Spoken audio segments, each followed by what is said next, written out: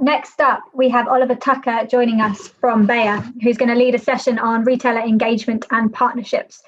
Hi, Oliver. The session is going to run from, hey, morning, nice to see you. The session is going to run from 10:35, so pretty much now, and round off at 11. Please send 3 questions as well in the same format, and we'll do a Q&A at the end, Oliver, when you've finished. Just as a bit of an introduction to Oliver, so I understand you're responsible for delivering and executing the UK e-commerce strategy at Bayer, both across pure play and omni-channel customers, spanning the high street retail and grocery channels. And you've got experience working within the sales function for marketing leading FMCG companies, including AB, InBev, Dyson, and Bayer. So great background and lots of experience, hopefully we can learn from. Good, thank you very much. Just to check, hopefully everyone can see my screen with the presentation on. All good. Great. Well, look, good morning everyone, and thank you for joining. Today I'm going to talk to you about retailer engagement and partnerships. But firstly, just to introduce myself, my name is Oliver Tucker. As Katie mentioned, I'm the e-commerce channel controller at Bayer Consumer Health. I've been with Bayer for about 4 years, just over 4 years, and my current role for 5 months. Previous to that, I managed the teams that looked after Asda and Sainsbury's within our grocery channel. I've also worked on the Boots account and within the pharmacy wholesale channel. So I've been really fortunate over my 4 years at Bayer to have worked within a number of channels. And what's really exciting is that e-commerce is now one of the core growth pillars for all of these as we move forwards. And that's why today I would like to talk to you about retailer engagement and partnerships. We're actually going to be using a live example of some of the work that we've done with Asda. So after this session, I appreciate there's only a short amount of time for Q&A, but I'd love to hear your feedback, anything that you particularly liked, but equally anything that you felt that we could have done better. It'd be great to hear from you. Like I said, if we don't have time in the Q&A, please pick up with me separately. It'd be great to connect. So what will we cover today? Well, over the next 12 or so minutes, we'll look at how to plan what you want to achieve and understand your retailer's capabilities. We'll look at creating a joint strategy and aligning it in your commercial plan. And we'll also look at celebrating success and strengthening your relationships. But there's 3 things that I would like you all to take away from today, which is shop to experience, make it easy, and review and recognize. And as we navigate through the presentation, I'll touch on all of those topics. So if we start with how we identify the opportunity, well, actually, as an organisation, we felt there was an opportunity online. We didn't really know what it was or who it was with. So we had a choice. We thought we could either engage with a third-party agency to go away and do all of the hard work, I guess, to look at what the opportunity was, come back to us and tell us where we needed to operate. Obviously, there was a cost involved in this, and it wasn't really something that at that point we wanted to incur. So we decided to book time out in our team's diary, something that we still do on a quarterly basis now. And ask them to shop to experience, ask them to spend time looking at our product. As you can see, Rennie on the top left there, just a standard pack shop. Look at what our competitors are doing, as you can see Gaviscon below, and also what other people are doing out of category that made a real difference, something that we could potentially aspire towards. What's really important with this time that we put out at people's diaries is we didn't just ask them to browse our products across our different retailers. We asked them to physically purchase a product, to actually get their hands on it, to have a look at that whole shopper journey, about what it looked like, how easy it was to purchase, and when they would actually receive the product as well, and do it for our competitors, because it gives us a real opportunity, it gives a real understanding of that process and what opportunities there are throughout that to advertise or to improve. And the other thing that's really simple about this is that if you see something that one of your competitors are doing, or something out of category that someone else is doing, for example, of Tommy Tippy here, it means that you're understanding the retailer's capabilities, because if somebody else can do it, then so can you. Well, there may be a cost to that, and obviously that comes in negotiating, etc. But fundamentally, it's a really simple way of understanding a retailer's capabilities by looking at who's doing something best in class, and you know that you can do it. So I've got a young family. I've got 3 young boys, and so hence a loyal Tommy Tippy customer over the years. And I saw this on the Asda website, and I really liked it. I think from a healthcare perspective, some of the things that we look to do when we talk about a product is we want to talk about the features and benefits, as you'd expect, but equally we want to call out some of the claims: vegan friendly, suitable for pregnancy, caffeine free. We also want to educate. So we want to talk to people in this example about what heartburn and indigestion is. So we wanted a template where we were able to do all of those things. And that's what we noticed about Tommy Tippy.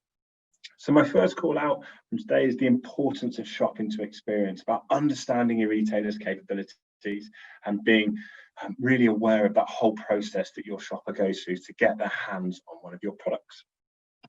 So once we had identified the opportunity, the first thing I did is I went away and I spoke to our Amazon team, the fountains of knowledge of all things digital and e-commerce within our business. So I had a conversation and trying to understand what the benefit of rolling out a model like the Tommy Tippy example would be, what the uplift percentages were expected to be, how easy it was to do, would it make a difference?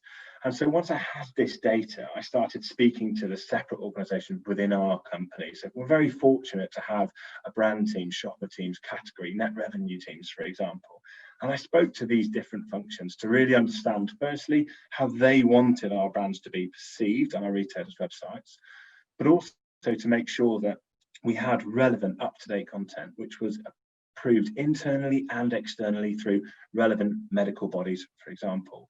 So it just meant that not only do I understand the process and the uplist, I've got relevant content, which is good to go, which is all approved.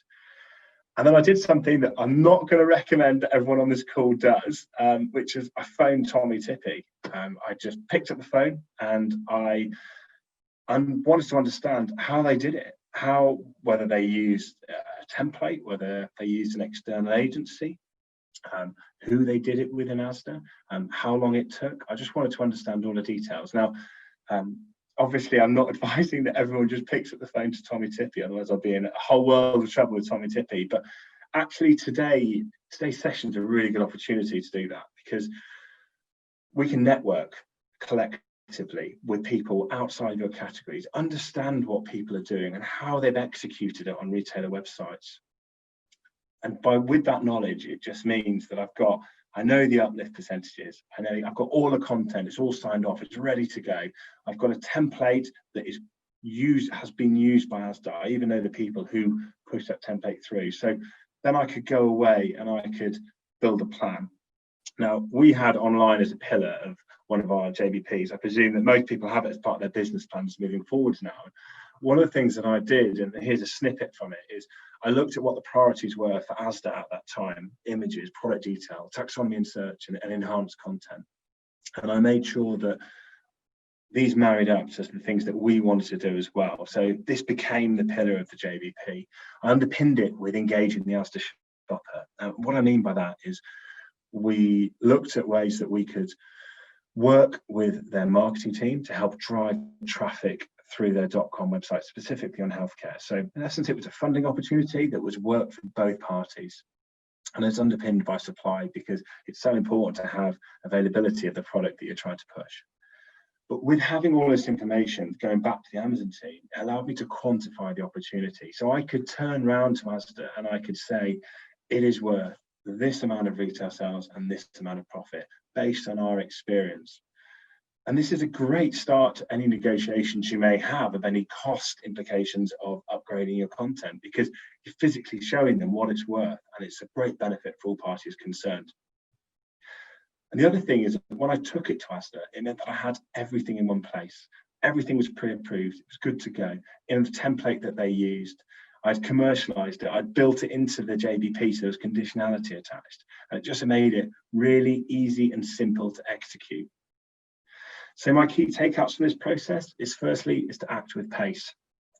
From recognizing the opportunity on Asda.com to actually landing the improved content and descriptions on Asda, it took 6 weeks. So really opened our eyes to what we can do as a larger organization in pushing things through with our retail customers as well. The secondly is building that conditionality into a JVP to maintain momentum. It's very easy to get caught up in day-to-day tasks, but actually holding yourself and your customers jointly accountable really means that you can continue that momentum. And finally, and the most important thing for me, and my second big takeout from today, is make it easy. Give them everything they need in one file. It's exactly how we all like to receive information. Everything pre-approved, no last-minute changes, with clear commercial rationale of why we should do this. So important to making it easy. So what does it look like now? Well, before you all go racing onto Asda's website to look at our products, I know it's not perfect. I know there's more that we can do. What I focused on is our core brands. So the brands that drive the most amount of revenue for us with Asda, which is Barocca, Rennie and Caniston, in no particular order. As you can see from the Rennie example, they're significantly different to what was originally just a pack shot, but really exciting. It's made a real difference, and I'll go into results now. And we've actually got video content on there as well now, so really great. But that's my advice on this area would be, don't try and do everything all at once, because it creates unnecessary complexity. Look at just making the difference on the core drivers of your business, and that's much simpler to get away and will have the biggest effect as well. So I'm in sales, and I love to see results and review results. And as you can see here, I've taken the unit sales from 2019. The reason I've taken 2019 is because it's so skewed this year with coronavirus. And as you can see, some real differences. You can actually see when we implemented the Rennie content with the spike. So when we compare 2019 online unit sales versus 2018, we saw 134% uplift in Rennie, 71% in Barocca, and 65% in Caniston. And there's some big shifts. I think what's particularly exciting about this is by turning around to one of our directors or bosses, it's if we can say we can do something in 6 weeks, which is going to generate this amount of uplift, it's win-win for all parties, and most importantly for the customers as well. One thing that I did take away from this when I was reviewing, though, that I found a little bit sobering, to be honest, was the fact that you can only see these changes that we've made on the images, on the descriptions, if you physically click on the product on Asda.com, so clicking on a Rennie product. And it made me think that how many sales have we been losing because we haven't driven that conversion? We haven't given our customers enough of a compelling reason of why they should purchase our products. Just something that I took away from the process of just a bit sobering. So when we move on to the last stage, which is recognition. Now, I've put in a testimonial here from Asda, and this is certainly not to show how happy Asda were with Beta during this process, but it's more about the importance of testimonials, because we gave one back, as you'd expect, because there are a number of people within our organisation who don't have that external communication with our customers, certainly not on a regular basis. And it's really good for them to see what our customers are saying. Even better than a written testimonial is a video testimonial, to see how happy, the pleasure or displeasure of the customers were, and to see how we can improve moving forwards. Testimonials are also brilliant things to share across your business, whether it's going up to a top-to-top meeting or wherever within the organisation. They're really great ways of understanding what your customer feedback is and sharing it amongst your business. The other thing that came out of this process was we did well in the Advantage Group survey. So for those of you on the call who aren't familiar with the Advantage Group survey, it's a platform which allows our retailers to compare us against our competitors. These are across a number of different behaviours, such as people, a category, marketing, supply. And we sit within the healthcare arena. So we've got 17 direct competitors and allows our retailers to score against each other. And in essence, the great thing was that we came #1 in integrated e-commerce strategy across our retail base. So it's fantastic that you can see this change of direction and how we're working to identify these opportunities closely with our retailers, and the recognition comes from that. And equally, we nominated Asda for awards as well. So the caveat here is other award ceremonies are available, but We nominated Asda for an eCommerce award in 2019, and it was great. It was a fantastic way to celebrate our successes jointly, but also to spend some time with them outside of the direct working environment. It really allowed us to get to know them as people and strengthen our relationship moving forwards. So that's my final bit, the importance of reviewing and reviewing the results, whether positive or negative, and making sure that you're recognizing your internal and external contacts.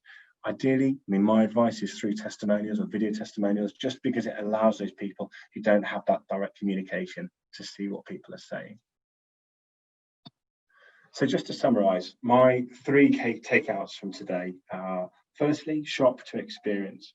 It's so important. It's such an important way of really understanding what your customers are seeing, what their experience is of purchasing your product as they go through that journey. Secondly, is make it easy. So give information how you want to receive it. For me, all in one place, everything pre-approved, no last minute changes, with clear commercial rationale of why you should execute. And thirdly, review and recognize, and use things like testimonials, or whether that be surveys, etc., but make sure that you're feeding that back to the company, to your internal and external colleagues, and making sure that you're learning and building on that. So just to finish, as I said earlier on, it's a live example, and I am fully aware that things weren't necessarily perfect through this process. So I very much welcome any feedback on this, any thoughts about what you particularly liked, or equally any ways that we can improve. And like I said, if we don't have enough time in this Q&A session, please pick up with me directly, because it'd be great to network and connect with as many of you as possible. Thank you. Brilliant. Thanks, Oliver. Great session. Really fascinating to see some of the awards and the accolades you and Asda have been sharing between each other. It's rare to get that kind of feedback from a retailer of that size. So testament to some great relationship building. I've got 2 questions, and then feel free on the line, everyone, to chip in as we go. So under the Make It Easy section, you talked about reaching out to your Amazon contacts and team first, given they tend to be, a few steps ahead of everyone else in terms of digital, and then transferring some of that knowledge, capability, maybe even content to some of your grocers. How much scale do you find from that? Did you find much scale from that process of taking an Amazon model, taking your Amazon content and flipping it to grocers? Or did you find that challenging? It's a good question. I think it's challenging because they're very different businesses and very different customers, and they've also got very different roles for us within our organisation. So it was a challenge. I think it allowed us a good estimate of what potential uplifts could be. So one of the key focuses for me is I've always kind of got my commercial head on, thinking, what's it really going to be worth, and is there going to be a benefit to both parties to spending this time focusing on this? And I think that where we use the uplift percentages and the differences it's made with Amazon, being that as an organisation, kind of Amazon's still very new when you compare it to some of the grocers, so it gives us a bit more of a steer about what some of that content does. So in answer, very different businesses, but I think where we found the real benefit was using some of the uplift percentages and allowing the data by our plan. And then the content you kind of take with a pinch of salt, because it very much depends on the kind of technical abilities of the retailers. They might be the same as Amazon, etc. But it's certainly, from our point of view, it helped drive that forward with acting with pace. Yeah. Okay. Useful. And then I guess, with the Make It Easy lens on, do you find it is challenging as you look at all your grocers to meet all of their content needs, or are there any kind of tips that you found along the way that do bring scale as you try and address some of the similar things that they want, but also then the different things that they want? It's really hard. So I would welcome any tips as well, but I think it's really hard. I think we live in a world that's ever changing, and as we've all realized this year, and that comes with a lot of challenges, and the requirement of whether people can execute rich content or not changes very kind of quickly, it seems. I know that our grocery partners are investing heavily in what they operate and how they operate online, and with their fulfillment models as well, which is just so important. So it's ever changing. I think the key that we're trying to do as an organisation is invest heavily in housing agencies, in content creation teams, to make sure that we've got the best possible content that's good to go as quickly as possible as well, because certainly it seems like every stage of the year now is things moving and changing so quickly with all of our customers that we just need to try and get ahead of the game versus our competitive set on that. So yeah, and it's a shared challenge. It's a challenge, but this is where actually, and I mentioned earlier, this is where networking in days like this really help, because actually if someone is doing something really, really well, and there's a Tommy Tippy example there, and there's will be a brilliant as well, and if teams outside of your direct category are doing things really well, then it's great to pick up with them, understand what they're doing and how they're doing it with the retailers, sharing that knowledge, and it's ultimately beneficial not just to both the companies that are talking, but to the retailer as well. No, good point. Second question was under your third banner of review and recognise. Have you found this difficult in the virtual world, and have you got any tips on how we adapt, I guess, within our own teams, reviewing and recognising, but also with retailers not being able to meet face to face and communicate, events, JVP meetings, all of that? The world is totally different now. Any tips on how to kind of keep that alive? Oh, I absolutely agree, and I think from a sales point of view, it's become a lot harder to influence virtually, and how we manage. I think this is where I found video testimonials are really important. For me, I'm a huge advocate of them, because I feel that it allows people within Bayer and within Asda, within this example, or any of our customers who don't necessarily have that regular customer communication, firstly to kind of see who the customer is and put a name to a face to a name on an email, for instance, but also just allow some direct feedback of what they think that we've done, whether it's good or bad. And it's a great thing to use as well to build on top to tops, because I found that within top to tops, you often just talk about the things that happened most recently, when you bring your kind of all your bosses together. But actually, it's a really good example to bring them in and talk about things that perhaps happened a little while ago that you've improved and delivered over a period of time. Yeah. Okay. Good idea. I like it. I have to give it a go. I don't think we've got any other questions come through. I don't know if Francis or anyone else wants to add anything or chip any questions in. No, that was a great update and a good conversation. To be honest, I'm ready for my coffee. Fair enough. Great. Well, then I think we will head and then we'll get ready for the next session at 11:20. So for now, we can head into a 20-minute coffee break. There's some sponsors who have got virtual booths, so feel free to go and check out their booths and have a chat. And then we're back live at 11:20 to hear from Bell UK and Data Impact. Thanks, everyone. And thanks, Oliver. Great session. Thank you.